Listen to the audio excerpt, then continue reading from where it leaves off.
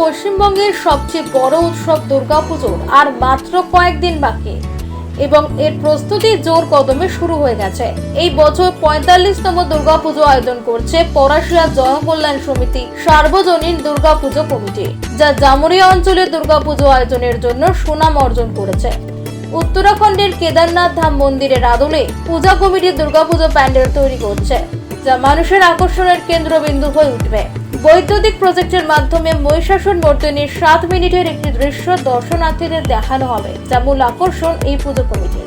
এছাড়াও আলোকসজ্জায় প্যান্ডেলটিকে আরো সুন্দর করে তুলবে। পলাশিয়া জনকল্যাণ সমিতির সম্পাদক সত্যেন্দ্র সিং বলেন, এবছর দুর্গাপুজো মোট 10 লক্ষ টাকা বাজেটে অনুষ্ঠিত হচ্ছে। প্রতি বছরের মতো এবছরও দুর্গাপুজো উদযাপনের প্রস্তুতি শুরু হয়েছে ধুমধামের সাথে। তিনি বলেন, উত্তরাখণ্ডের কেদারনাথ ধাম মন্দিরের আদলে দুর্গাপুরের রয়্যাল সিকদার ইভেন্টস নামে এক ডেকোরেটর অত্যন্ত উৎসাহের সাথে দুর্গাপুজো প্যান্ডেল নির্মাণের কাজ করছেন। এই আমাদের থিম হবে এইবারে কেদারনাথ নিয়ে থিম হচ্ছে।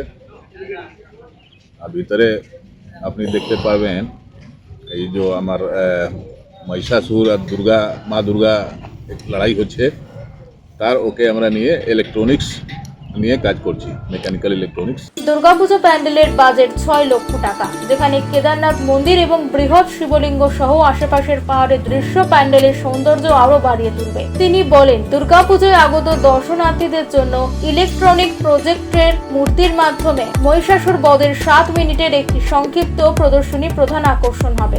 এই বছর আপনাদের প্যান্ডেলের বাজেট কত আছে? প্যান্ডেলের বাজেট আমাদের এই বছর 6 লাখ টাকা। আর এছাড়া আকর্ষণীয় কিছু? আকর্ষণীয় ভিতরে যে মহিষাসুর আর মা দুর্গা নিয়ে লড়াই হবে ইলেকট্রনিক্স, সেটা আকর্ষণীয় আছে।